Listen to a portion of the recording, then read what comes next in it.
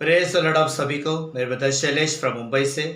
आज का विषय बहुत ज़्यादा खास है और आप सभी से मैं विनती करूंगा, रिक्वेस्ट करूंगा कि ये विषय जो आज है वो बहुत ही ज़्यादा इम्पोर्टेंट है। इसलिए अभी से जैसे आप इसको सुनते हैं उसको शेयर कीजिए, क्योंकि ये मैसेज उन तक जाना बहुत ज़रूरी है जिनके तक हम कभी पहुंच नहीं सके, जिनके तक हम जाने की कभी हिम्मत नहीं रख सके, जिनके तक हम अपनी जुबान को खोल ना सके। आज वो विषय आपके बीच में रखने जा रहा हूं, क्योंकि ये विषय कब का, बोलते ना, कब का हमारे जीवन से बहना चाहिए था, निकलना चाहिए था, या इस पर सेवा होनी चाहिए थी, लेकिन वो सेवा नहीं हुआ। हालेलुया। मैंने उस वक्त अपनी ज़िंदगी में इस चीज़ का ज़्यादा फ़ायदा उठाया। उस वक्त मौका भी था और उस वक्त ज़्यादा फ्रीडम भी थी, लेकिन आज ऐसा फ्रीडम नहीं है या आज ऐसा मौका नहीं है। लेकिन फिर भी हम कहेंगे कि सच का प्रचार हमें करने से कभी रोकना नहीं है। ये बात सही है कि सच का प्रचार हमें बड़े सावधानी के साथ करना है, लेकिन आज ये मैसेज जो है वो उन लोगों के लिए है जो यीशु को यानी प्रभु यीशु को नहीं मानते या प्रभु यीशु पर विश्वास नहीं करते। लेकिन आज उनके लिए जो उस पर विश्वास नहीं करते, लेकिन एक विषय के ऊपर आज मैं ज़रूर बात करूंगा और वो है मूर्ति पूजा को लेकर। जी हाँ, आपने ठीक समझा, ठीक सुना है। आज मूर्ति पूजा के ऊपर बातें होगी और वचन के आधारित पर होगा। जो कुछ भी होगा वचन के आधारित पर होगा और जो भी होगा सच होगा। जिसको सुनना होगा वो सुनेगा। बोलते ना, वचन कहता है जिसके कान है वह सुनेगा, जिसके कान है वह सुन ले। जो स्वीकार करेगा उसी का उद्धार होगा, जो नहीं स्वीकार करेगा उसका परमेश्वर न्याय करेगा। बहुत अद्भुत और बहुत इंपॉर्टेंट टॉपिक आज आपके बीच में रखने जा रहा हूं और कुछ वचन को पढ़ते समय मैं कुछ बातें आपके बीच में रखूंगा एग्जाम्पल के तौर पर, क्योंकि एग्जाम्पल के बिना आप ना समझ पाओगे, ना सीख पाओगे और ना किसी को सिखा पाओगे। ये मैसेज आज जो है वो दोनों प्रकार से है। एक जो विश्वासी है, जो मूर्ति पूजा तो नहीं करता है, लेकिन आज उसके लिए ये मैसेज है कि वो जाकर इस बात का प्रचार कर सकता है। हालेलुया। एक ठोस सबूत के साथ हम बात करेंगे आज, और कुछ उदाहरण जब मैं आपको दूंगा, बहुत बढ़िया उदाहरण है, बहुत ही अद्भुत उदाहरण है, जिसको लेकर आज मैं बात करूंगा और पूरा अंत तक आज इस मैसेज को देखिएगा जरूर। ओके, सो प्रभु आपको बहुत आशीषित करे इस मैसेज के दौरान। आइए उस वचन को पढ़ते हैं। निर्गमन 20वां अध्याय वचन 3 से लेकर हम पढ़ेंगे। एक सेकंड दीजिए मुझे। हाँ, वचन 3 से हम पढ़ेंगे। ये जो कह रहा है ये पूरे विश्व भर का परमेश्वर है। जिसकी बातें हम कर रहे हैं ये पूरे विश्व भर का परमेश्वर है, जिसने आपको और हमको इस पूरी पृथ्वी को बनाया। वही परमेश्वर अधिकार के साथ कहता है, क्योंकि ये उसी की धरती है, उसी का पूरा दुनिया है, उसी के हम भी है। लेकिन आइए, उस परमेश्वर ने कहा है, तू मुझे छोड़ दूसरों को ईश्वर करके ना मानना। तू अपने लिए कोई मूर्ति खुद कर ना बनाना, ना किसी की प्रतिमा बनाना जो आकाश में या पृथ्वी पर या पृथ्वी के जल में है। तू उनको दंडवत ना करना और ना उनकी उपासना करना, क्योंकि मैं तेरा परमेश्वर यहोवा जलन रखने वाला। अब इस बात पे पंच लाइन मैंने दिया है, वो बातें बताऊंगा क्यों पंच लाइन दिया है। क्योंकि मैं तेरा परमेश्वर यहोवा जलन रखने वाला परमेश्वर हूं, और जो मुझसे बैर रखते हैं उनके बेटों, पोतों और परपोतों को पितरों का दंड दिया करता हूं। आपने देखा होगा पूरे विश्व भर में मूर्ति पूजा जो है वो बहुत ही भर भर के हो रही है। मेरे प्यारों, अगर आप यीशु पे विश्वास नहीं करते हैं लेकिन आप किसी पर विश्वास करते हैं, मैं आज आपको एक बात क्लियर कर दूंगा कि मूर्ति पूजा करने वाला व्यक्ति नरक में जा सकता है, नरक में ही जाएगा, जा सकता नहीं, नरक में ही जाएगा। क्यों? उसकी वजह मैं आज आपको बताऊंगा। Hallelujah, praise the Lord.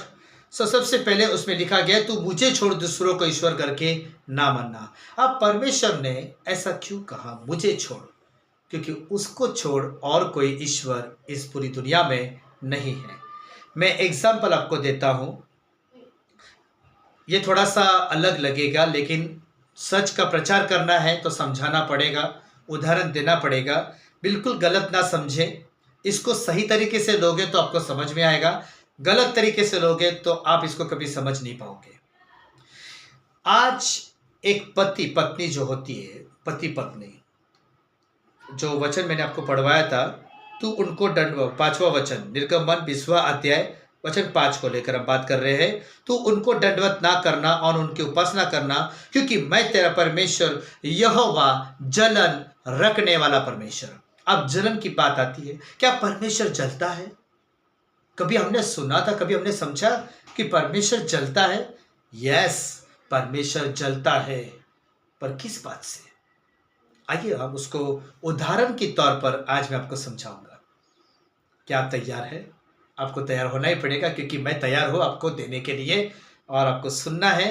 देखो, जब पति पत्नी होती है, उनकी शादी होती है, प्यार करते एक दूसरे से, है ना, एक दूसरे से मोहब्बत करते हैं, और शादी जो होती है वो एक क्या है, विश्वास के साथ एक शादी होती है।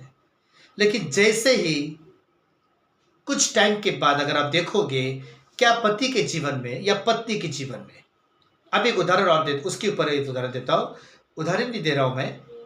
अगर कोई पति अपनी पत्नी को देखता है कि कोई और आदमी उसको बाइक में बिठाकर लेके जा रहा है, जिसको वो जानता तक नहीं, ना कभी उसको देखा है, और ना अब उसकी पत्नी ने उसके बारे में कभी किसी को बताया या उसको बताया है, अगर ऐसा पति अगर उसको देखता है तो उसको पहले, सबसे पहले क्या होगा? जलन होगी, गुस्सा आएगा कि ये मेरी पत्नी गैर आदमी के साथ बाइक में बैठ के किसके साथ जा रही है। जलन होगा कि नहीं? क्यों? क्योंकि वो उसका पति है। मुझे छोड़ और वो किसी से चाहत या प्यार करेगी तो उसको क्या होगा? जलन होगा। ठीक उसी तरह परमेश्वर भी है कि परमेश्वर कहता है, मुझे लिखा है, तू उसको दंडवत ना करना और ना उनकी उपासना करना, क्योंकि मैं तेरा परमेश्वर यहोवा जलन रखने वाला परमेश्वर हूं। जलन रखने वाला परमेश्वर। क्यों नहीं जलेगा परमेश्वर? जब हम उसको छोड़ किसी और की आराधना करते हैं, किसी और को पूजते हैं, किसी और की पूजा करते हैं, किसी और को दंडवत करते हैं, जो कि उसमें परमेश्वर है ही नहीं। और जो दुष्ट आत्माएं हैं, अगर आप विश्वास करते हैं कि एक परमेश्वर है जो दिखता नहीं है और एक दूसरा है जो शैतान है जो दिखता नहीं है, लेकिन वो शैतान कभी नहीं चाहता कि तुम सही ईश्वर को जाने, इसलिए उसने क्या किया कि उस सही ईश्वर के सामने से सच्चाई को हटाकर उसने अपने ईश्वरों को खड़ा कर दिया, ताकि उस पर आप विश्वास करें, उस पर दंडवत करें, ताकि तुम सही ईश्वर को कभी ना जान पाए, तुम सही ईश्वर को कभी जान ना पाए। आज सच कहूंगा, आज सच कहूंगा, मैं इसी पर आपको बताना चाहूंगा, मेरी गवाही है, प्रभु गवाह है इस बात के, और कहीं लोग गवाह है कि पिछले 16 साल में मैंने जब नया नया प्रभु में आया था, 6 महीने की सेवकाई में मैंने इसी को लेकर बात करना शुरू किया था। अन्य जातियों के बीच में फेस टू फेस बात करता था, ऐड लगाता था, बात करता था, और उस वक्त का मैंने, उस समय का फायदा उठाया मैंने, और मेरे जीवन के दौरान कई लोग बोलते ना, कई लोग उद्धार पाए, कम से कम 500 से भी ज्यादा लोग उद्धार पाए इसी सच्चाई के द्वारा। वो बात अलग है, मैं इस पर ज्यादा खुलकर बात नहीं कर सकता, लेकिन मैं कुछ बातें कहूंगा जिससे आपको इतनी तो तसल्ली हो जाएगी कि परमेश्वर की आराधना और परमेश्वर की उपासना कैसे करते हैं, परमेश्वर की पूजा यानी परमेश्वर को वर्शिप या परमेश्वर से प्रार्थना कैसे करते हैं, ये सब चीज परमेश्वर को कैसे कर सकते हैं, क्या है वो जरिया, कैसे कर सकते हैं। लेकिन आज कई लोग ऐसा जरिया अपना रहे हैं जो जरिया के बोलते हैं ना, जो जरिया अपना कर आप कभी परमेश्वर को नहीं जान पाओगे, आपकी प्रार्थना कभी परमेश्वर तक नहीं पहुंचेगी, आप कभी स्वर्ग में नहीं जा सकते, बल्कि और आपके ऊपर भारी श्राप परमेश्वर की ओर से आएगा। लिखा है ना वचन में। आगे पढ़ते उसी उसी का पाठ पढ़ते हैं। आज उसी को लेकर ज्यादा बात होगी, क्योंकि उसी मुद्दे पर हम बात कर रहे हैं। क्योंकि मैं तेरा परमेश्वर यहोवा जलन रखने वाला ईश्वर हूं, और जो मुझसे बैर रखते हैं उनके बेटों, पोतों और परपोतों को भी पितरों का दंड दिया करता हूं। दंड मतलब क्या है? श्राप। आज पूरे विश्व भर में आप कहीं पर भी देखो, जितने भी लोग मूर्ति पूजा में है, क्या वो अपने जीवन में सक्सेस है? क्या वो अपने जीवन में शांति पा रहे हैं? क्या पति पत्नी का जीवन शांति में बीत रहा है? क्या बच्चे माँ बाप के साथ सही है? क्या माँ बाप बच्चों के साथ सही है? क्या परिवार बना है? हालेलुया। आज मैं 5 सवाल जो मैं लोगों को अक्सर करता आया हूं, और उसी 5 सवाल के द्वारा कहीं लोग उद्धार पाए, कहीं लोग उद्धार पाए हैं। एक वचन हम और पढ़ेंगे, गलतियों का किताब 5वां अध्याय वचन 19 और 20 हम पढ़ेंगे।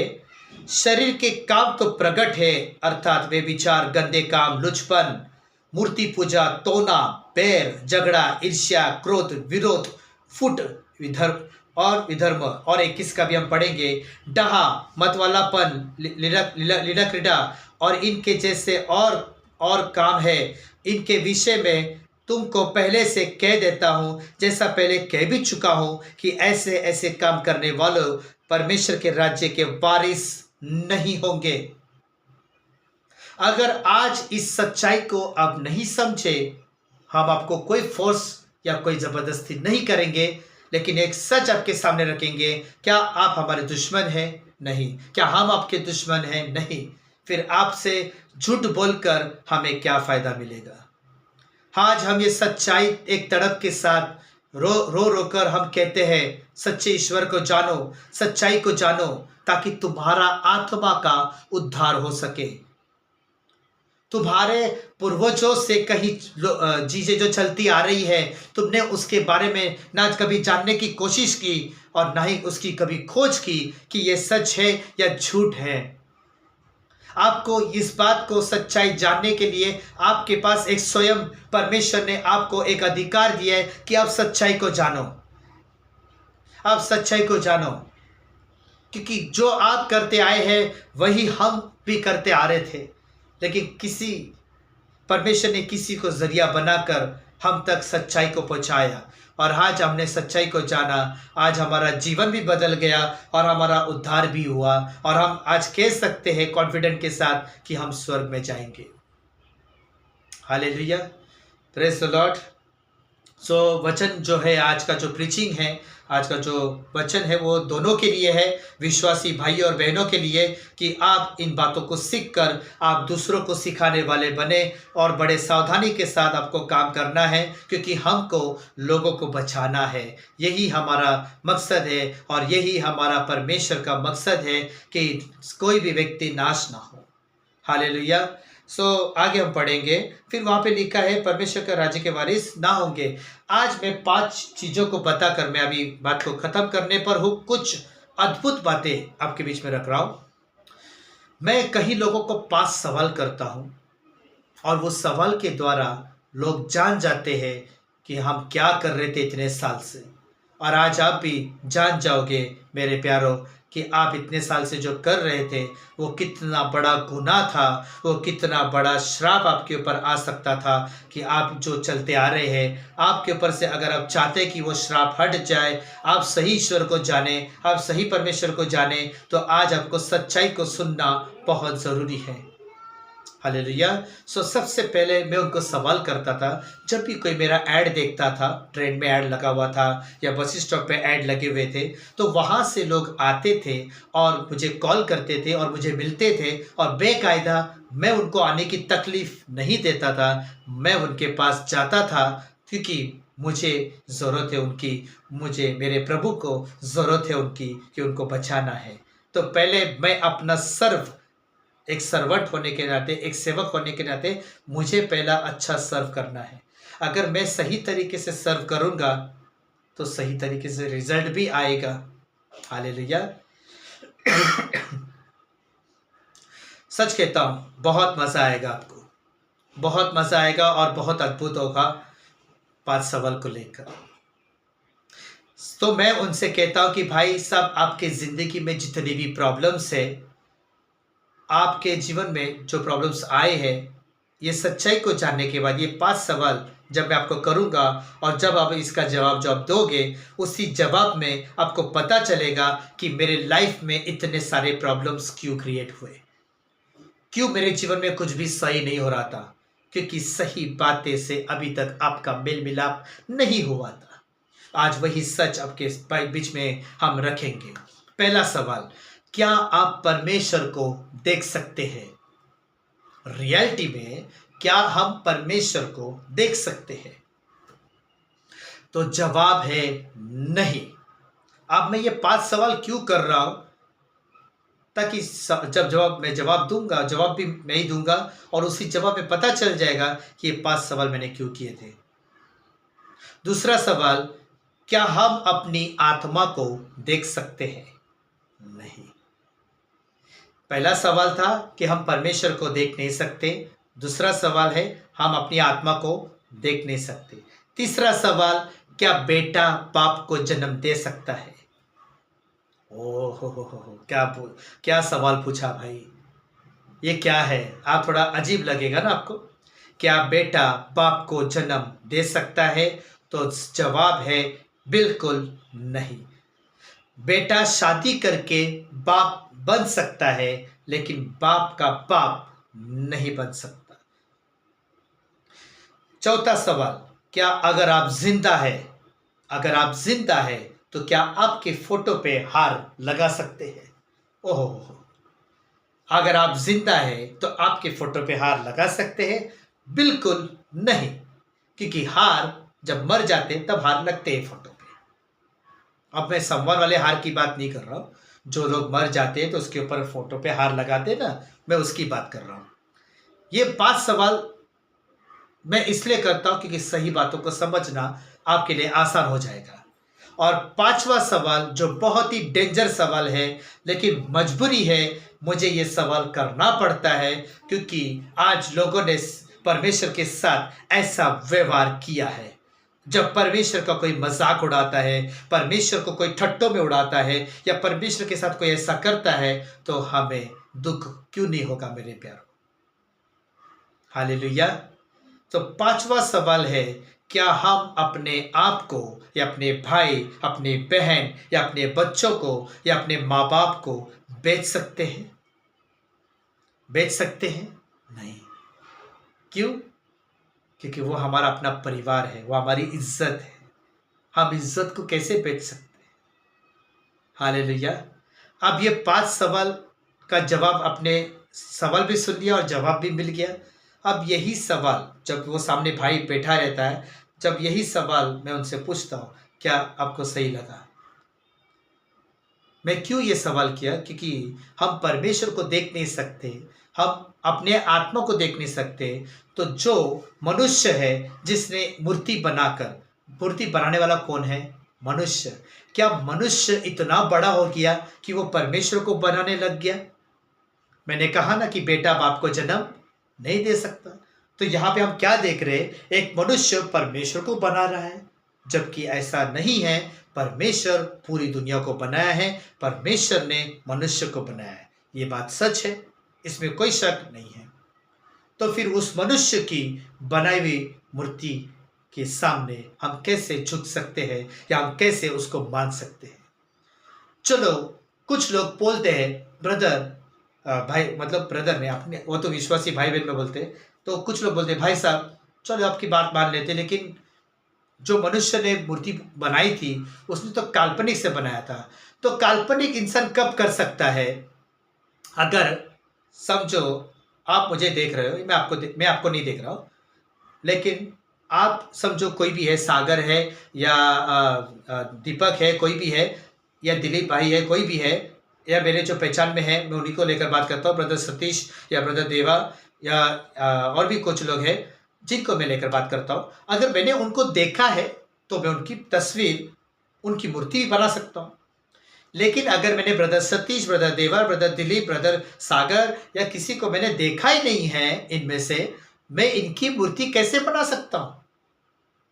ठीक उसी तरह जब हम अपने आत्मा को देख नहीं सकते, हम परमेश्वर को देख नहीं सकते, तो वो मनुष्य ने कहां से काल्पनिक करके बनाया परमेश्वर को? हालेलुया।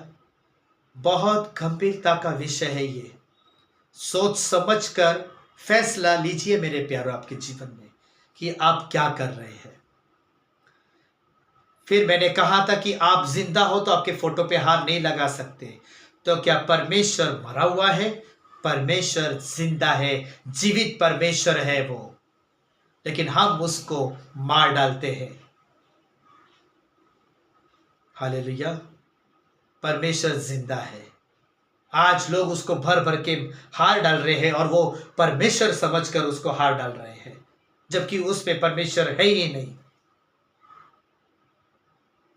पांचवा सवाल जो बहुत ही खतरनाक सवाल था, क्या हम अपने आप को बेच सकते हैं? अपने बेटे, अपनी बेटी को, अपने बच्चों को बेच सकते हैं? अपने भाई को, अपनी बहन को, अपने पत्नी को, अपने माँ बाप को बेच सकते हैं? नहीं बेच सकते। क्यों? क्योंकि वो हमारी इज्जत है, वो हमारा परिवार है। कुछ लोग बोलते तुम्हारी हिम्मत कैसे ऐसे सामने बात करने की? बोला मजबूर हूं, बात करना पड़ेगा। नहीं बात करोगे तो नहीं समझ पाओगे। क्योंकि आप और हम, जब हम प्रभु में नहीं थे, हम क्या कर रहे थे उसके साथ? हम उसको बेच रहे थे। कई लोग खरीदने जाते हैं 50 रुपया, 100 रुपया, क्या है ये? परमेश्वर बिकाऊ नहीं है। और इसकी वजह से ही आज कई लोगों के जीवन में भारी श्राप आ पड़ा है। परमेश्वर उनसे दूर है। परमेश्वर की नजर तो है उन पर वो उनसे बहुत दूर है।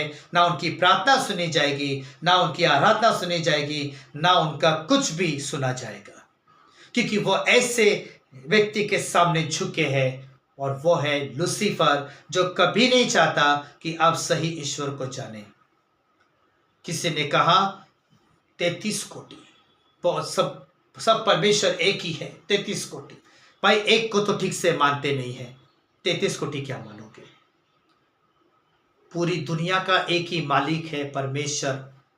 आप पुलिस स्टेशन में जाइए, आप ऐसा नहीं बोल सकते सब पुलिस वाले हैं, लेकिन सब सीनियर है, सब एसपी है, सब डीसीपी है, आप नहीं बोल सकते।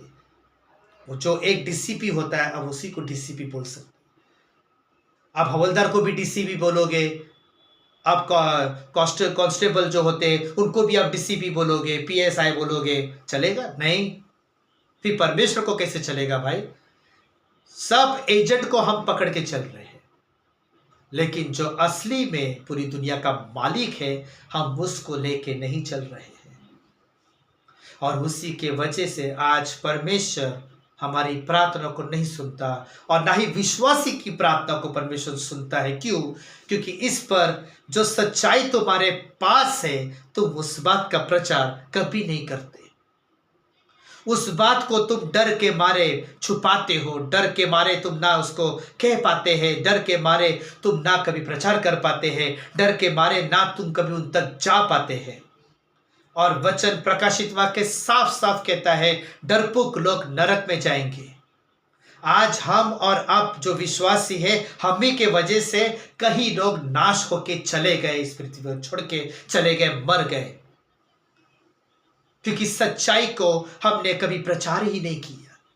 हम ऊपर ऊपर प्रचार करते थे, भाई साहब आप प्रभु में आइए, आप प्रार्थना में आइए, आपका अच्छा होगा, आपको प्रभु ब्लेस करेगा, आपका पैसे में बरकत आएगी, आपके काम धंधे में अच्छी बरकत आएगी। आपको ऐसा मस्का पॉलिश लगाते हैं सिर्फ वो प्रार्थना में आने के लिए।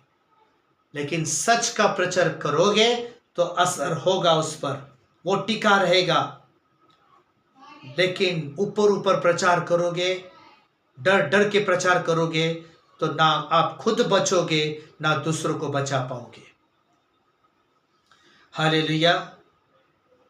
वचन से बात करो, वचन को रख कर बात कीजिए। वरना हम और आप परमेश्वर के वारिस नहीं होंगे।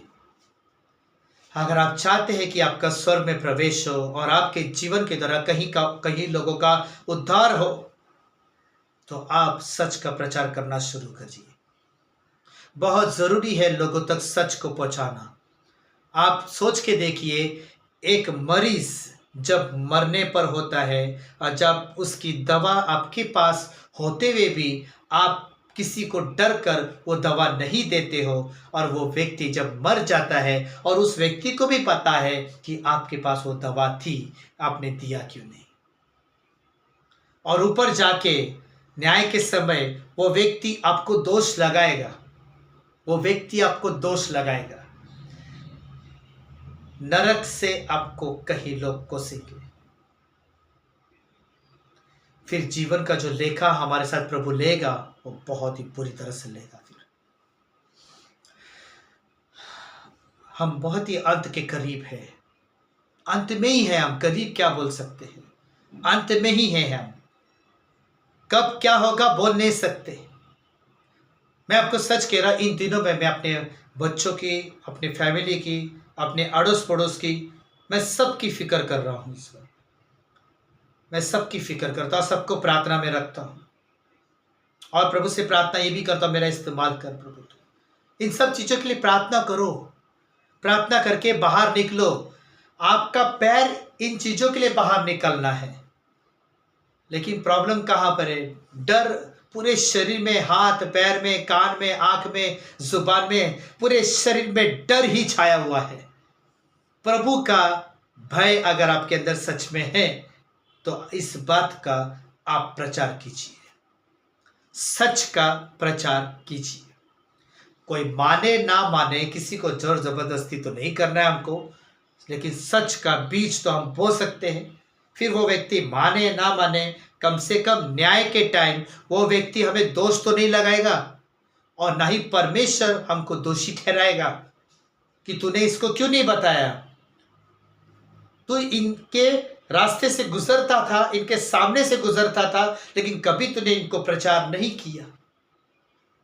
तू जानता था कि ये जो कर रहे हैं ये इनको नरक में लेके जा सकता है, इनका नाश हो सकता है, पर तूने ध्यान रखते हुए भी तूने ध्यान नहीं दिया। तू अपना मुंह फेर लिया। और याद रहे, जब आप इन लोगों से मुंह फेर लोगे तो ऊपर बेटा परमेश्वर भी आपसे मुंह फेर लेगा। वो आपको नहीं जानता, वो कहेगा, हे प्रभु प्रभु करने वाले लोगों, मैं तुझसे सच कहता हूं, मैं तुम्हें नहीं जानता। क्योंकि जिसको हम जानते हैं हम उसका प्रचार नहीं करते। बाकी सब बात का प्रचार हम करेंगे, लेकिन उसका प्रचार नहीं करते। प्रभु यीशु मसीह किसी धर्म के लिए नहीं आया। प्रभु यीशु मसीह किसी के धर्म को बदलने नहीं आया। प्रभु यीशु मसीह पूरे विश्व भर के लोगों के लिए आया। उसका जन्म अमेरिका में या इंडिया में नहीं हुआ। प्रभु यीशु मसीह का जन्म यरूशलेम इज़राइल में हुआ, पूरी दुनिया के बीचों बीच हुआ, ताकि कोई ये ना कह सके वो इसके लिए आया, उसके लिए आया। उसने भारत में जन्म नहीं लिया, उसने अमेरिका में जन्म नहीं लिया, उसने बीचों बीच जन्म लिया और उसने बताया, मैं सबके लिए आया हूँ। I came for everyone, I crucified for everyone. मैं अपना बलिदान, मैंने अपना लहू किसी क्रिश्चियन लोगों के लिए नहीं बहाया, मैंने अपना पवित्र लहू सारे विश्व भर के लोगों के लिए बहाया, ताकि जो कोई मुझ पे विश्वास करेगा वो अनंत काल का जीवन पाएगा, वो स्वर्ग में प्रवेश करेगा और उसका उद्धार होगा। आज इस बात का प्रचार नहीं हो रहा है। आपको खुद को अगर बचना है ना, तो इस बात का प्रचार करना पड़ेगा, आपको करना पड़ेगा। सावधानी आपको बरतनी है, जिम्मेदारी आपकी बनती है। आप इसको कैसे दोगे? आप हर एक को परमेश्वर ने बहुत ही अच्छी बुलाहट दी है, चुना है परमेश्वर ने। तरीका हर एक को परमेश्वर ने अलग अलग चुना है कि कैसे आप सेवा कर सकते हैं, पर मकसद एक ही है कि इन बातों का प्रचार करना जरूरी है। Hallelujah, praise the lord. So आज का यही विषय है और इसको जितना शेयर कर सकते हैं करिएगा, क्योंकि ये वीडियो अन्य जाति तक जाना चाहिए। और उसको कन्फेस करो देखने के लिए, उसको रिक्वेस्ट करो देखने के लिए, ताकि उसका उद्धार हो सके। Praise the Lord. और बेकायदा उसको मेरा नंबर दीजिए। अगर मुझसे बात करनी है, मैं पर्सनली उस व्यक्ति को काउंसलिंग करूंगा। मेरा फोन नंबर है 8530792066। ये मेरा नंबर है। ब्रदर शैलेश राजाराम गांगुर्डे, मुंबई शहर से हूँ। आप कभी भी मुझे कॉल कर सकते हैं। अगर मैं नहीं उठाता तो आप मिस कॉल दे के रखिए, आपको रिटर्न बैक कॉल आएगा। अगर नहीं आता है, आप व्हाट्सएप पे मैसेज कीजिए, ब्रदर मुझे आपसे बात करनी है। ठीक है, आप बात कर सकते हैं, आपको काउंसलिंग किया जाएगा। ओके, सो प्रभु आपको आशीष करें। Thank you so much. God bless you.